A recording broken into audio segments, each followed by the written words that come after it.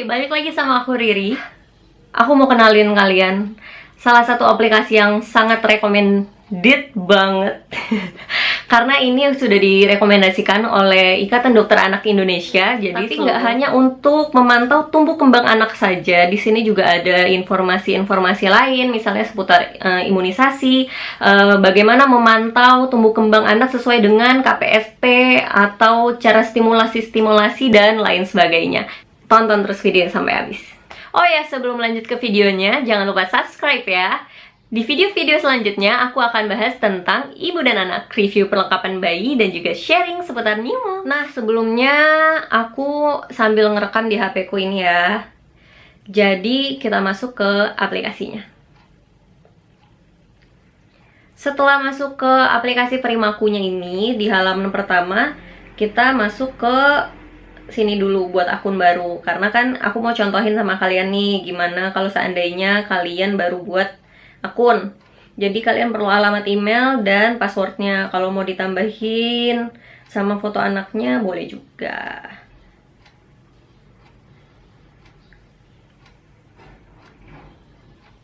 Nah, aku kayak gini aja. Fotonya aku nggak masukin. Nah, registrasi berhasil. Selama sesaat kita akan menunggu email dari aplikasi Primakunya ini masuk untuk ke tahap selanjutnya. Tapi kalau seandainya belum ada emailnya, oh belum, jadi belum bisa. Kita masih tetap menunggu email masuknya dulu. Nah, emailnya sudah masuk dan kita tinggal klik this link. Oke, sudah masuk ke linknya dan berarti kita tinggal masuk ke aplikasi Primakunya. Nah, halaman pertama itu ada disclaimer-nya dulu. Jadi, aplikasi ini tetap mengingatkan bahwa nggak menjadi patokan dasar ya. Nggak menjadi patokan secara keseluruhannya maksudnya. Jadi, kalian tetap dianjurkan untuk periksa ke dokter anaknya. Tentu untuk memantau harus masukkan data diri anaknya dulu ya. Aku sebagai contoh aja nih, aku nggak tahu ada nama QWERTY apa enggak. Misal ini kan bulan Juli, misalnya anaknya bulan Mei ya, kita hitung dikit-dikit aja yang deket-deket. Berat badan lahir misalnya 3 kilo, panjang 50, lingkar kepala berapa ya? 3 ya 3 deh, nggak apa-apa. Ingin tambah anak lagi? Tidak. Sebagai contoh kita masukkan satu data aja dulu ya. Nah, tampilan awalnya seperti ini. Jadi sudah ada nama QWERTY, usia 1 bulan 16 hari saat ini direkam dari tanggal lahirnya kemarin. Tinggi, berat, dan kepala ini semuanya sudah ada di sini. Normal, gizi baik, tinggi badan normal. Tapi ini pada saat lahirnya. Nah, gimana sih untuk memantau perkembangan selanjutnya? Kita masuk ke tabel yang nomor 3. Di sini history, di sebelah history ada tambah data. Nah, tadi kan tanggal lahirnya tanggal berapa ya? Aku lupa. 20 Mei ya kalau nggak salah. Nah, kita tambah data berarti 1 bulan setelahnya, setelah kelahirannya. Karena kalau seandainya kalian masukkan datanya nggak berurutan atau maksudnya nggak konsisten apa konstansi? Konsisten ya. Kalau kalian masukkan data yang nggak konsisten, misalnya 1 bulan sekali atau 2 bulan sekali, itu datanya nanti bisa rancu, bias kayak gitu grafiknya. Jadi saran aku, kalian masukkan datanya harus secara sama setiap bulannya gitu. Misalnya 1 bulan sekali berarti ya udah 1 bulan sekali kayak gitu. Nah, masukkan tinggi ayah, misalnya ayah berapa? 170, ibu misalnya 160. Berat badan lahirnya kan 3 kilo. Nah, 1 bulan kemudian kita buatlah anggapnya 4,2. Wih, naik dong. Banyak banget ya. Pintar, kita lihat dulu ya. Tinggi badan 55 jadi 52, 33 misalnya jadi 36. Kita simpan. Nah, di sini kita bisa lihat kalau mau dibesarkan grafiknya. Kalau dilihat di sini, nah dia bagus ya, grafiknya naik. Di sini interpretasi sementaranya resiko gizi lebih. Tapi tenang aja, kalian gak usah khawatir karena ini kan baru 1 bulan. Jadi kalian harus masukkan setiap bulannya nanti. Nah misalnya aku mau merubah ya,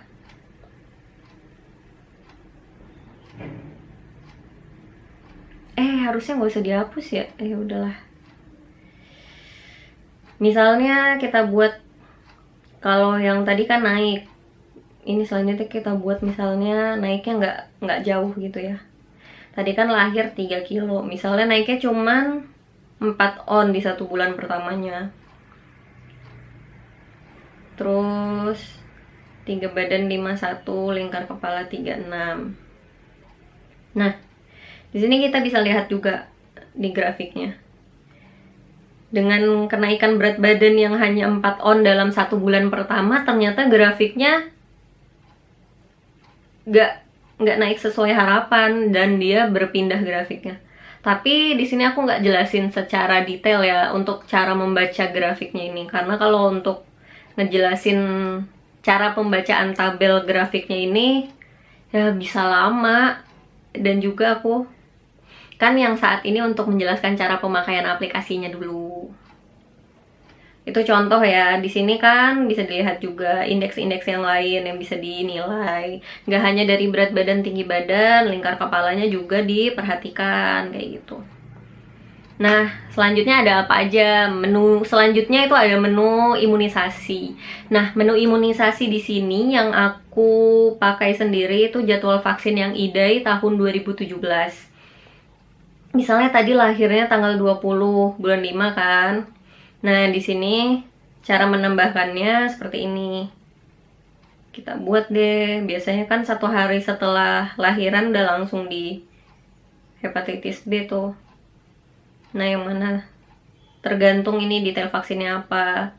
Terus tinggal disimpan. Nanti kalau seandainya sudah di menu home-nya ini yang belum tapi misalnya harusnya itu udah di umurnya sekian, itu tampil, ada tampilan di home-nya ini kayak polio 0 sama BCG. Ini kan belum aku masukin datanya, tapi seharusnya di umurnya yang 1 bulan lewat 16 hari ini kan harusnya udah terlaksana nih polio sama BCG-nya. Nah, dia mengingatkan di halaman berandanya ini kalau keduanya ini belum. Misalnya lagi, tadi kan cara memasukkan jadwal vaksinnya. Kalau sudah kan dia terchecklist, kalau belum dia ada tanda serunya. Nah, kalau seandainya kalian mau tahu detail tentang vaksin atau imunisasinya itu, jadwal-jadwal sebagainya, kalian bisa lihat di sini. Misalnya BCG ya, dibaca detail. Nah, di sini ada jelas banget dijelasin tulisannya. Aduh, batuk. Mulai dari indikasi, kontraindikasi, KIPI, dan informasi tambahannya. Mungkin kalian mau lihat yang lain, PCV. Misalnya baca detail lagi. Di sini kalau yang beberapa kali kayak PCV kan ada yang pertama, yang kedua gitu-gitu ya. Nah, di sini ada jadwalnya juga, dia ngejelasin. Jadi kalian bisa baca kalau seandainya anak kalian udah kelewatan, ini masih bisa dikejar atau enggak. Nah, bisa baca di sini. Yang penting tuh kalian harus rajin-rajin baca isi tabelnya ini. Ini udah ada banyak banget ya, bisa dilihat. Selanjutnya aku mau jelasin menu dari yang keempat di sebelah kanan, itu menu perkembangan. Di sini KPSP. Kemudian tahapan perkembangan dan stimulasi. Nah, di sini kita bisa lihat, kita sesuaikan. Kalau si QWERTY ini kan usia 1 bulan, baru 1,5 bulan. Jadi yang 0 sampai 3 bulan. Kemudian bagaimana cara kita menstimulasinya? Di sini ada caranya dari mulai gerak kasar, gerak halus, bicara dan bahasa, sosialisasi, dan juga kemandirian. Misalnya kita mau mengangkat kepala tinggi 45, gimana cara stimulasinya? Ini dia, bacaannya di sini ditampilkan. Kemudian melihat dan menatap wajah Anda, di situ juga bisa. Atau tergantung nanti anak kalian usianya berapa, kalian checklist aja kayak gitu. Sini ada banyak banget ya. Dan KPSP itu nanti biasanya dia per berapa bulan ada evaluasi untuk si anaknya. Dan yang menu paling terakhir itu adalah artikel. Artikel ini bisa kalian baca, dan juga artikel ini tentunya sudah terpercaya karena dia memang dibuat sama dokter spesialis anaknya. Bahkan ada yang spesialis anak konsultan apa gitu ya, bikin artikel-artikel di sini. Gitu aja mungkin yang mau aku praktekkan mengenai cara pemakaian aplikasi dari Primaku. Gimana? Mudah kan? Kalian jangan lupa untuk download di Google Play ataupun App Store. Itu aplikasinya ini gratis dan juga menurutku sangat aplikatif ya. Kalau seandainya kalian ada yang mau ditanyakan seputar aplikasi Primaku, kalian boleh komen di bawah. Oke, sekian video dari aku. Semoga bermanfaat dan see you on my next video. Bye!